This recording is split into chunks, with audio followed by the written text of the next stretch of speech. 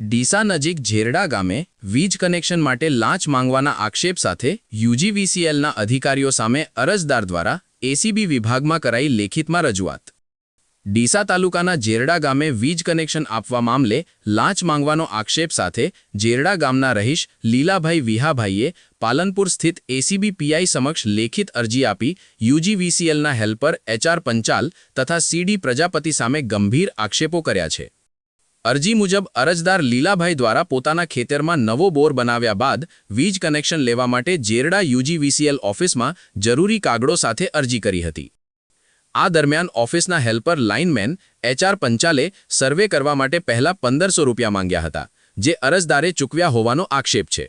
ત્યારબાદ કામ આગળ વધારવા માટે ફરીથી 20,000 રૂપિયાની લાંચ માંગવામાં આવી હોવાનો આરોપ અરજીમાં કરવામાં આવ્યો છે। અરજદારના પુત્ર ભરતભાઈ દેસાઈના જણાવ્યા મુજબ રૂપિયા નહીં આપો તો વીજ કનેક્શન આપવામાં નહીં આવે તેવી હેલ્પર અને લાઇનમેન દ્વારા ધમકી આપવામાં આવી હતી।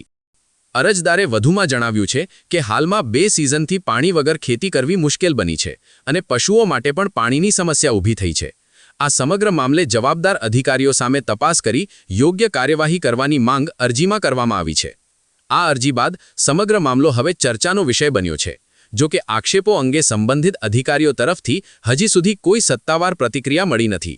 રિપોર્ટ સન્માન મીડિયા, બનાસકાંઠા। મારું નામ ભરતભાઈ લીલાભાઈ, ગામ ઝેરડા, તાલુકો ડીસા, જિલ્લો બનાસકાંઠા। મેં 3 બીજ માટે વીજ કનેક્શનનો માગણી કરેલ હતી। ત્યારબાદ એ લોકો એચઆર પંચાલ સાહેબ ઝેરડા વિદ્યુત બોર્ડના લાઇનમેન મારા જોડે આવેલા સર્વે કરવા માટે। એ દિવસે મેં 1500 રૂપિયા રોકડા આપેલા છે। મારા જોડે માગણી કરી હતી, મેં 1500 આપ્યા છતાં એ લોકોને વધારે લેવાના હતા। મેં કીધું મારા જોડે આટલા છે, પછી તમને આપી દઈશ એમ કરીને મેં એ લોકોને રવાના કર્યા।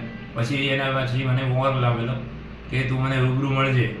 આ લોકો ફોનમાં કોઈને વાત કરતા નહીં, રેકોર્ડિંગ થઈ જાય એટલે પકડાઈ જાય। પછી હું રૂબરૂ મળ્યો, મારા જોડે 20,000 માગણી કરી કે તું 20,000 આપીશ। એ દિવસે પછી તારે 3 મહિના સુધી તારું કામ થઈ જાય અને કે તું લબડી જઈશ। પછી મેં પૈસાને આપવાને એમ કે ઇનકાર કરેલો। મેં પૈસા આપ્યા નહીં, હજુ સુધી મારું કામ થયું નથી।